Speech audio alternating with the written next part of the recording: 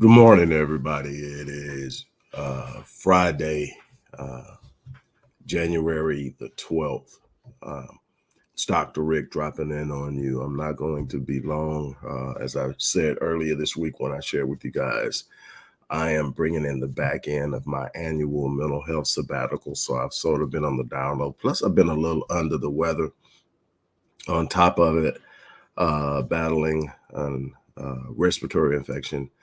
But and doing better, I think. Nonetheless, I pushed through and got the things done that I needed to do. I'll be picking back up uh, full steam ahead starting next week. But there are some things over time that I really need to share with you guys, and this is something I want to share with you guys. We are in the time of rapid information, real time information, a place where almost anybody, pretty much anybody, can create a platform and present their truth or their version of truth, represent themselves as experts in any given area, and give out content, whether they are qualified or not. And um, it has created some great opportunities for people, and all of that's great. But what can happen is you can easily be misled into this idea of what success looks like. And you can start to judge yourself based on the snapshots that you are getting from other people. I have been fortunate enough in my life at the age of 56 to live several lifetimes. And I laugh and joke with different people who have known me either all of my life or have known me in different phases of my life. And we talk about these lifetimes, and I've experienced success, I've experienced failure, I've experienced setbacks, I have run the gauntlet. And what I can tell you is I've been blessed enough to be around some pretty extraordinary people, many of which consider me to be pretty exceptional and extraordinary in my own right. And what I can tell you is success does not look the way that the vast majority of people portray it online. So I want to give you some insight to who I am. I'm going to share a little bit of me today so that you can get an idea of what success looks like in reality. I'm going to be somewhat transparent with you without sharing the details of any other person um, in my life, especially any negative insights. I'm not here to throw stones at anybody. I'm not here to try to make anybody else look bad. I'm here to show you the humanity in me, and also to show you that anything is possible no matter where you come from.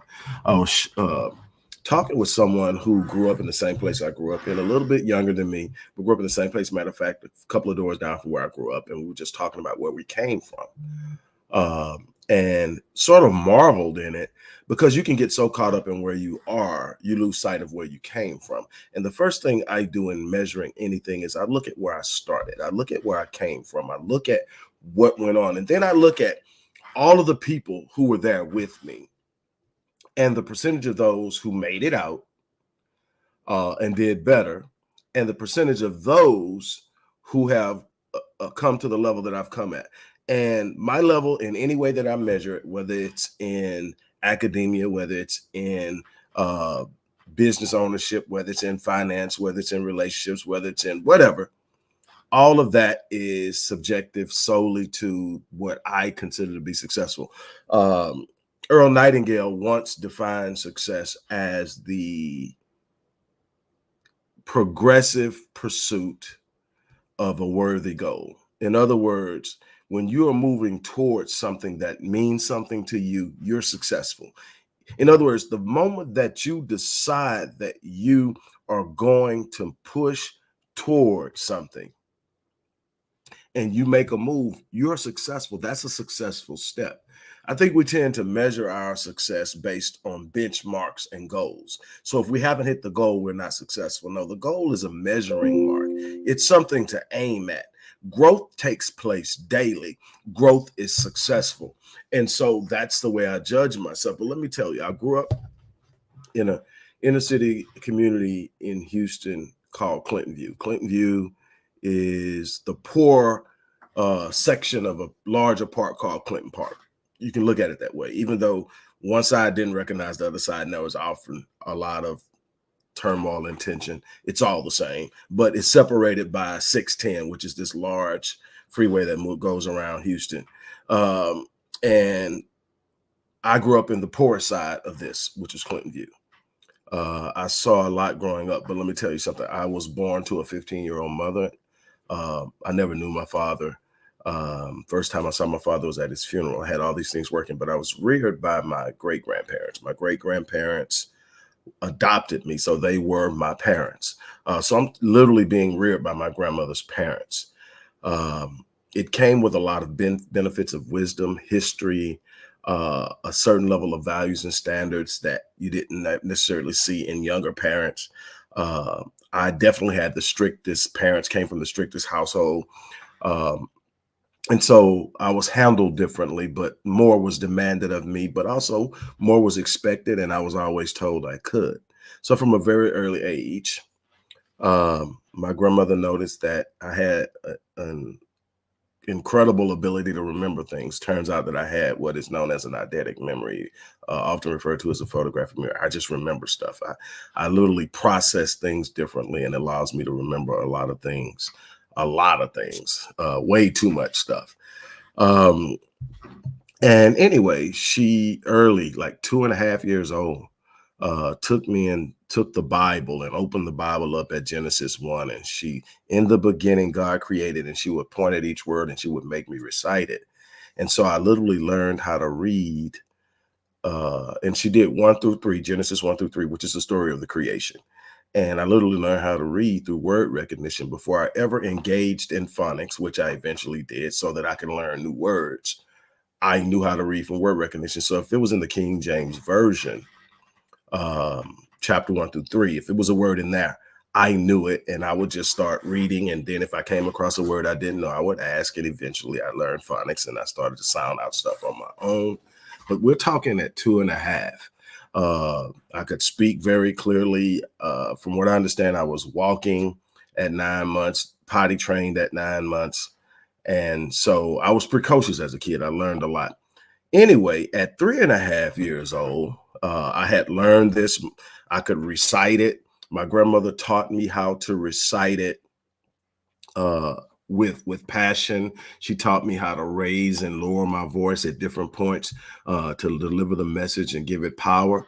And she took me around at the age of 3.5 before I ever even went to preschool. And I went to a private preschool. But before I ever went to preschool, I was walking around and I was going around the churches and schools and auxiliary places and getting on stage and reciting what was then the creation. And I became known as the little boy who does the creation. So I've been literally speaking since I was 3.5 years old. And I went on and did that, would get into plays and stuff in school and all that. At the age of 5, I'm sitting there, the encyclopedia salesman comes to the door, knocks on the door, and this is set 1972. So this is where everybody comes: vacuum cleaner salesman, encyclopedia salesman, the linen man, the milkman, all that stuff. Everybody's coming to your house. And so he comes in, does his pitch. My grandmother looks at me, and I'm a deer in headlights because I see nothing but books.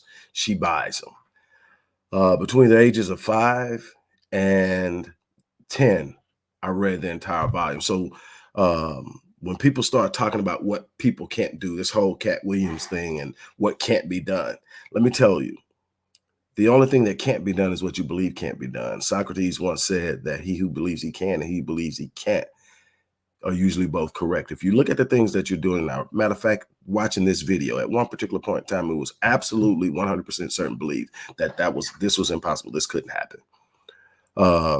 Before Roger Bannister ran the mile in under 4 minutes, it was absolutely believed it was physically impossible for any human to do it. And if somebody would somehow happen to do it, they would die because their heart would explode. Within 2 years of Roger Bannister actually doing it, 2,000 other people did it. Why? Because all of a sudden it wasn't impossible. The things you consider impossible become impossible. God, Christ said, nothing shall be impossible. And I truly believe that. I was also told by my 11th grade English teacher that the word can't would never apply to me. And this is after all this, but I'm just side noting and digressing a little bit. Be careful the speech you use, because your speech you use will be, if you're not careful, it will literally lock you in and to your own limitations based off of the limitations you're trying to put on someone else. When you say someone else can't do something, you've also admitted to yourself that you don't believe you can. See, and so the word can't can be very limiting. It can be very constraining. It can be very suffocating. Be very careful with that word. But anyway, I go through all this. I get through this. I go through school. I could, um, honor roll student, all this stuff. Go through that, and then I decide that I'm going to pursue some different things. I'm successful real early in life. Pursue business. Do some things on the athletic side, um, and I'm being vague because each thing can be so detailed that we can literally talk about it for days. But I get to this point where I'm really thriving, I'm really pushing, and you got to be very careful on the other side of this thing. I talked about doubt and the word can't. You got to be very careful that you don't build arrogance through successful endeavors. In other words, you start to win so much that you think you're untouchable and you lose sight of the way you got there. And I'll be the first to admit I did. And what happened is I started to make some decisions that weren't the best decisions. Uh Arrogance, still hadn't matured, and just made some poor decisions business wise. And I end up stumbling. But the Bible has this thing in Proverbs says, raise up a child in the way that it should go. When it's old, it will not depart from it. And what is it saying? Is it saying that there will never be a partial? It says no, when old. In other words, that's that immature part where you go away. You hear about the prodigal son, young, decided, got full of himself, decided he was going to go out do his own thing, ended up having to come back. It is, I was anchored in that stuff those old folks had taught me, those conversations my grandfather had with me, those lessons in the kitchen that my grandmother shared with me came to me. And they were there for me in the moments where I was feeling down on myself. But here's what I want to share with you, and this is why this is important to you. People will lead you to believe that success is this switch you turn on and then everything just goes smoothly and everything around. What I can tell you is I've been around a lot of people who in their areas of influence, whether it's finance, whether it's business, whether it's music, um, um, academia, all these different places that I've had a chance to be around some of the most exceptional people on the planet. I can tell you there's not this plateau you get to and everything is smooth sailing. Life is this ebb and flow thing. Life is this thing that brings to you what you produce, and life happens.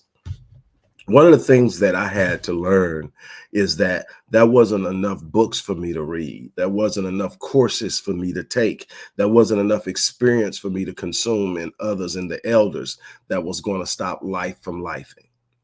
I was going to lose people. I was going to disappoint, make decisions that I could that would not produce the best results, because I'm human and I can't possibly know everything, so I can't possibly be right all the time. And so I pay attention. I look for people that are never wrong. They scare me, and I stay away from them. I look for people who are excited about what they're doing, are open to new things. And I learned that not only can I be a plus in their lives, but I can also benefit from them. I Something my great grandfather once told me. He had a second grade education, but he uh, emphasized my learning. But he saw that there was some type of gifting in me, that I moved different in the aspect of the average kid. I would rather read than play. And, so he said, try your best to never be the smartest person in the room. He said, it may be a little harder for you than it is for me, but try not to be the smartest person in the room. What was he saying? The moment that you become the smartest person in the room, you stop growing. That's nothing you can consume, because everybody's consuming from you and has nothing to give you. Now, what I did learn is age isn't automatically a requisite or an indicator of what someone knows. And academia isn't always an indication of what someone knows. And so I never grade people on their bank account, how many degrees they have, how old they are, where they live.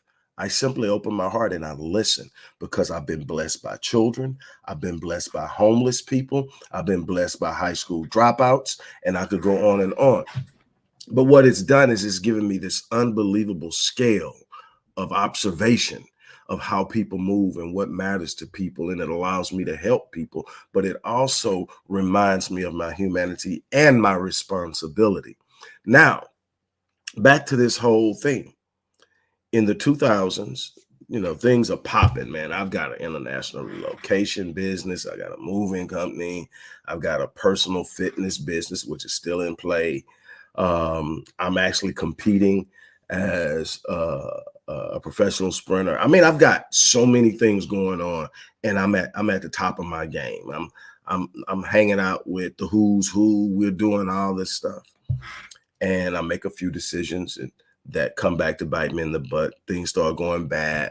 Uh, the ties I had to real estate, which were significant, start to crumble with the bursting of the subprime bubble and all the things that happened with subprime lending. If you weren't a part of that, you could not know how wild open and crazy things were back then. But that popped. And then and then here I am. I looked up and I'm basically, for all intents and purposes, at rock bottom. And I'm looking around and I'm going, okay, what do I do from here? Where do I go from here? And the one thing I did not do is I did not panic. I did not go, oh, woe, it's me. I didn't play the blame game. I didn't become a victim. I said, what's my next step? I took a look around me, and I'm so grateful that I was able to see the vast capacity of what was the internet then. We're talking 2009, 2010. And I'm looking at it and go, okay, I can sit up and I can reinvent myself digitally. I can literally reach more people. I'll do written content. I'll eventually do video content. I'll do some um, one-on-ones virtually, and it started with that, and it started me having to learn how to move online, having to learn about SEO, having to learn about content development, content procurement, customer life cycle, all of this stuff that's so prevalent and necessary in today's society.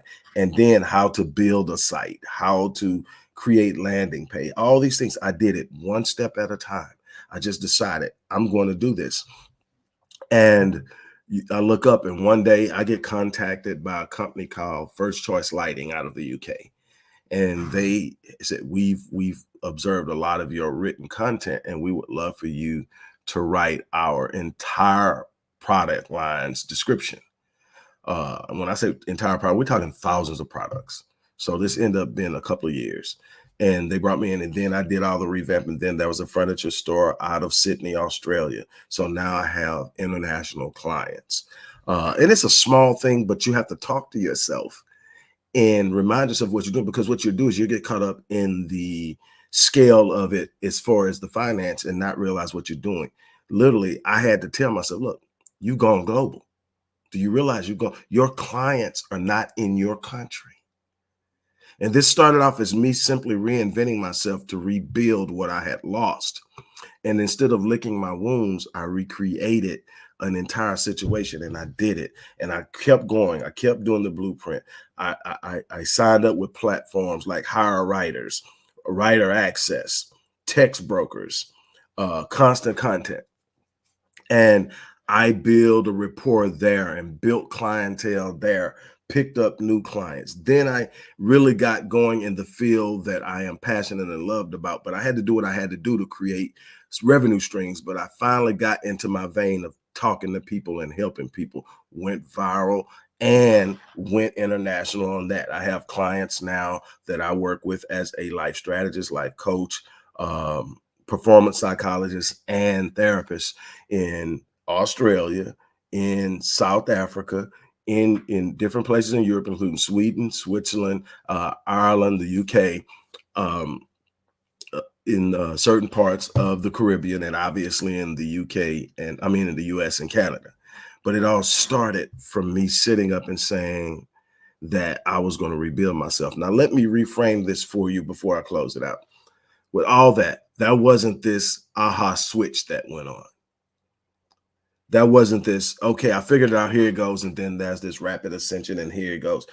There are days that I looked up and going, I'm getting my butt kicked. There are days I took 5 steps backwards. There are days that I felt I had it figured out and then I lost. There are days where I've got it on deck and it falls.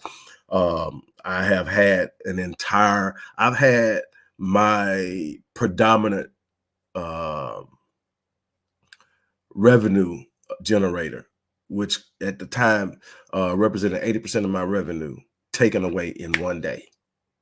No fault of my own, just snatched away. That's the thing with dealing with digital things. Everybody controls something. Google controls something. Google controls so much. And that was this thing back in the day called the Google slap. It's where Google will sit up and just for no reason sit up and say that you're in violation of something and snatch your freaking account. Now, your Google account is your Google Ads account, your Google AdSense account, your YouTube account. And if you're generating revenue through all those accounts, and it's a lot of money to be made in those accounts, by the way, boom, gone. And then Google, you think you have a hard time getting a representative. You know the memes going around saying with the baby screaming and it's saying, asking for a representative, speak with a representative.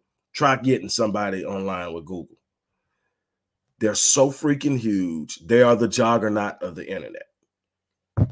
And they basically put Yahoo out of business. Now, the crazy thing is Yahoo had the opportunity to buy Google when Google first kicked off in the late 90s.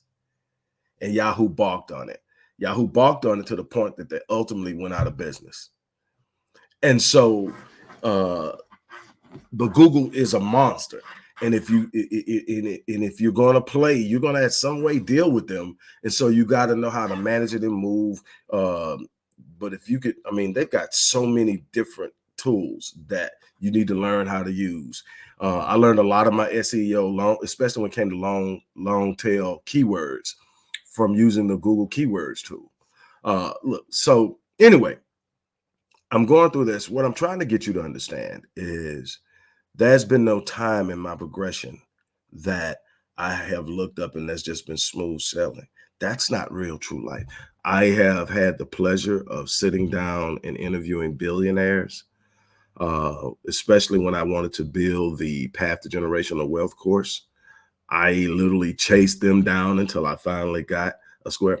And none of the stories I got were smooth sailing. And even at that level, they are dealing with challenges. It's just not the same challenge the average person deal with.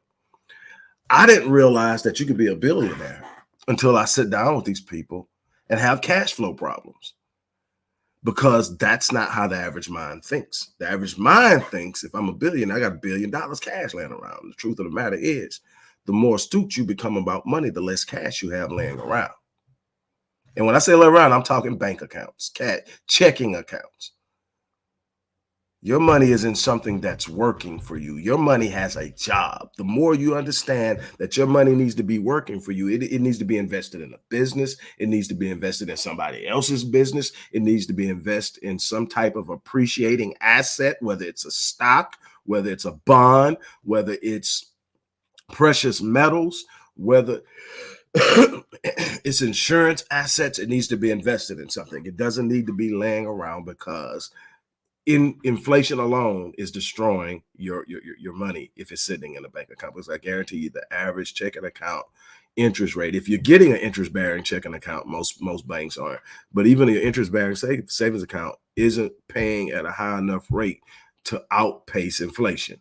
And so then you are dealing with that side of it. So digress.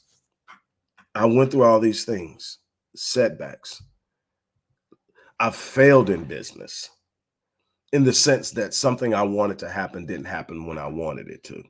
I've never failed in business in the sense that it's never happened because I never quit. My superpower isn't my IQ. It isn't how many diplomas I have on the wall. It isn't how much money's in my bank account. It's not the people I know. All those things are great assets. All those things are important. My superpower is I'm relentless. What do you mean? I don't quit. I don't give up. I don't fold. I don't turn around. I get fixed on doing something. And once I make up in my mind that something's going to happen, one or two things will happen. I'll either get it or I'll die trying. Sounds cliche, but I guarantee you, when you take that mindset, the hiccups don't matter anymore, because you understand there'll be hiccups. You understand there'll be setbacks. You understand that not everything aligns the way you want it to. One of the biggest problems that I've seen so many people go through is, if it doesn't happen in a certain amount of time, they consider themselves a failure and they give up. Or they have someone around them that's whispering in their ears, it's time to quit. You've been trying it for this long. Don't you think it's time to give up? And here's the thing. God is a redeemer of time. And I've said that so many times when people ask me, what do you mean? God is a redeemer of time. What I mean by that is, we have this idea of how long it's going to take to make something happen. We come up with a vision, we come up with a dream, we have this thing and we want it. And so we write down these dates and we believe that it should happen. And we, whatever influences we use to come up with these timelines, maybe we're looking at what it took someone else to do it, or maybe we're looking at our own experience and saying, based on what I know, it should take this amount of time. And so we come up with these timelines, and all of a sudden we don't reach it. We said it was going to take a year, and it's year 5. We said it was going to take 2 years, and it's year 8. And we're starting to say, man, time is slipping away. Life is going. Here's what I'm going to tell you. And for the person out there that's striving and trying to make a decision on whether they should give up or not, let me tell you something. God is a redeemer of time. If you thought it would take 2 and it took you 7, when you get to 7 and you get it, you're going to get 7 times more than you thought you would have got if you'd have got it in the 1 to 2 years that you were aiming for. God is a redeemer of time.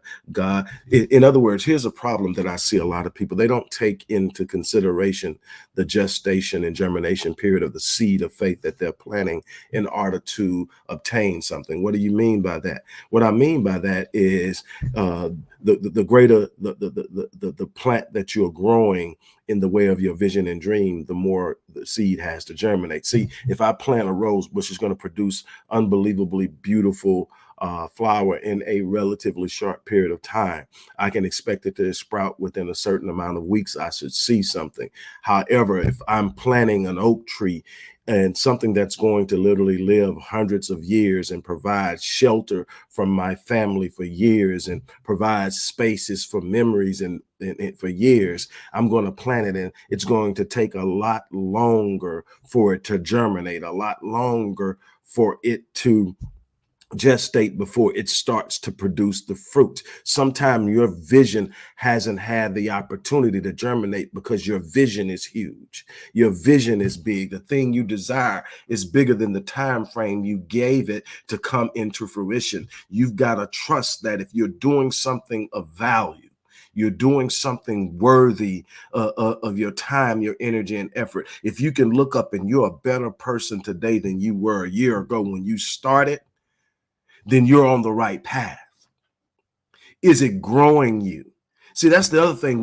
We want the promise, but we don't want the process. You've heard me talk about this a lot. See, we want to get that thing we want in the dream, but what you don't understand is the greatest part of it isn't the getting of the dream or the getting of the goal. It is the journey that grows you. It is what you are becoming in the process of having something that you say you want, because that person that you are becoming can reproduce the reality, because there will come a time that things will become disrupted in your life. It's just how life is. And if you don't understand how to get what you lost, you will become devastated by the loss. But if you get there and you know what it took to get there, and you were developed, you were sharpened, you were strengthened, you were forged through adversity to be prepared to rebuild when necessary, you're not shaken by it.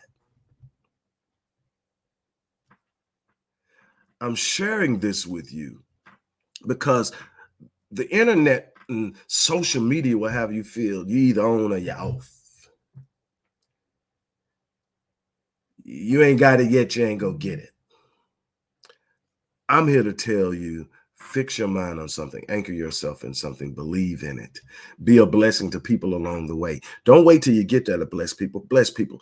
Some of the biggest things that have come to me in the way of healing have come when I took time in my biggest and most immense pain to touch somebody, to sit up and say, you know what, here, I have sit down, I have been in a place where I was desolate. I had lost everything. And every day I was at the homeless shelter helping people.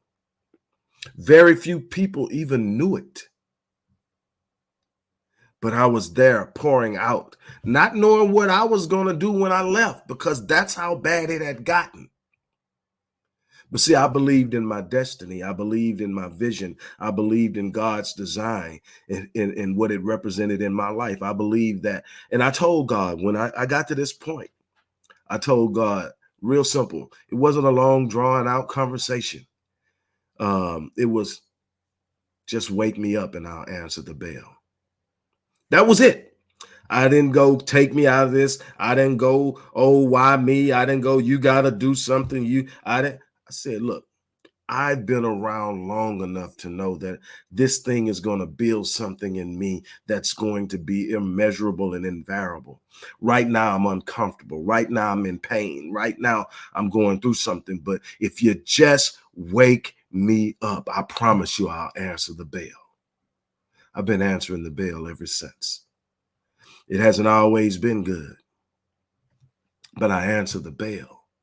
And so that's what success is. Success is waking up in the morning and answering the bell, not because of, but despite of. See, you're going to be measured in this life by how well you manage adversity.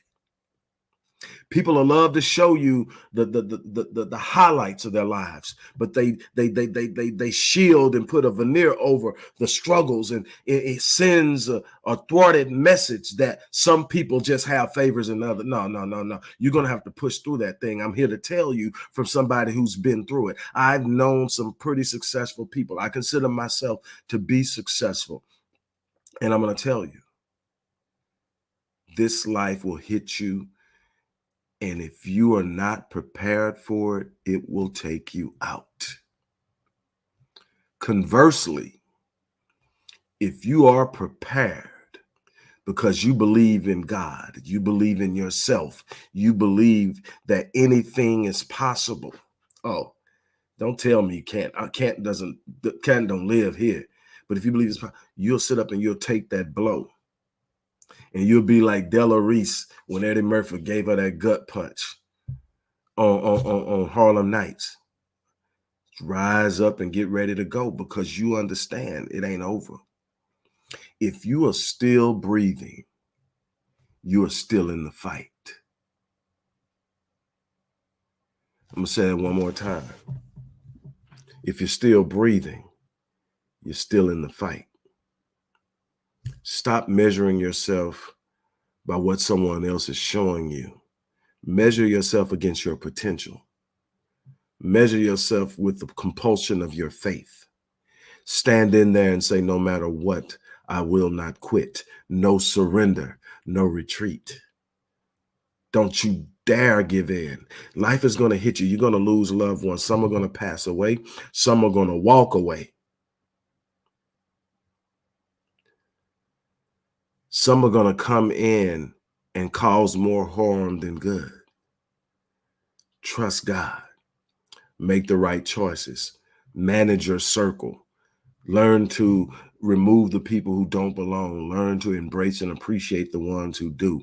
Cultivate, touch, heal, give, love, but most importantly, consistent gratitude. Be grateful. Constantly nurture your gratitude, because your gratitude is the gateway to abundance. And finally, abundance isn't simply money. Abundance is the love you have to give and the love you receive. Abundance is the ability to grow and to help others expand. Abundance is the ability to be an influence in the life of people who are not seeing the light. and are buying into the narrative of darkness. You have the ability to become a powerful force in the life of people. You can now be God's solution to someone's problem, but you've got to believe in yourself. Gratitude. Look, on that note, look, I'm going to get ready to get out of here. In the description box is the very blueprint I used that I discussed on how I rebuilt myself. And I am real big on this thing because if you don't have multiple streams of income, you put yourself in a position for catastrophic loss. I have survived over all of the financial volatility because I have more than one stream of income. Sometimes I'm taking a hit in one and I'm getting a blessing in the other, but it always is something I can lean on and grow. And again, business is a great place to invest in yourself in wealth building. So many people that you hear about their net worth, a great deal of their net worth is in their business affairs. Now, obviously, you need to hold a diverse set of assets to be hedged properly, but your business is beautiful and it's something you can leave that can be grown by your progeny. And so I encourage you to do that. But that is in there. And today is the last day that you can get it for $99. That course that I created, the blueprint for building online. And the thing is, this isn't about building your dream business. This is about building multiple businesses. Because once you learn it, you go back and you do it over and over and over again to take advantage of opportunities. I've gotten to the point now to where if I see an opportunity to make money online with obviously providing a service or a business or promoting something else that someone else is doing, I can go from the idea to actually collecting the first payment in several hours. And I can do that. And sometimes it's a one-off thing, man. Something is going on. I'm gonna promote that. I'm gonna get paid. It's an opportunity to get paid. Then sometimes it becomes the next business. And you create it. And the beautiful thing about all this new technology is so much of it can be automated. So you're not sitting there 24 hours a day trying to push something to get $12. So there are things that I may not get paid for $25 a month for, but I only had to create it once. And I'm just making up some $25 isn't a real number, but still, if you could create something once and every month it brought you $25, wouldn't it be worth it? So these are the things that you have to do. But anyway, that's in there. Also in there is even better is the 18-month Path to Generational Wealth course. Now, this is an 18-month course. I told you about the major players that I had a chance to interview. They gave me the skinny on all of this and the way we need to change our thinking, the way we need to approach money, our relationship with money, the mechanisms through which we can use to start building. And it doesn't matter where you're starting. You can get started. That link is in there too. Now, you can either pay in full, which is $26.95. If you pay in full, you get a $7,900 package to work with me for 6 months, absolutely free. But if you can't afford to pay in full, you can pay in installments. But that's a course that every person who does not have an understanding of wealth building, and I don't mean ego driven. I know. No, if you don't know, because I didn't know, I had been successful in business and didn't know. Take the course. There's so much information in there, and it's no stone unturned. There's one course inside the course called 7 Steps to Financial Freedom. That course alone is worth every dime that you could possibly put into this course and then some.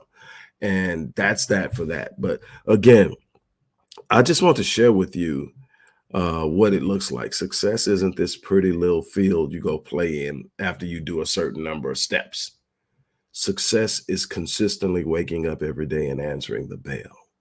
Some days it's going to be great. Some days it's going to be awesome. Some days you're going to look up and go, what in the hell have I gotten myself into? But you've got to have enough confidence in who you are, have enough confidence in your purpose and your calling and your destiny to know that better days are coming and that even in this dark moment, you can bless people.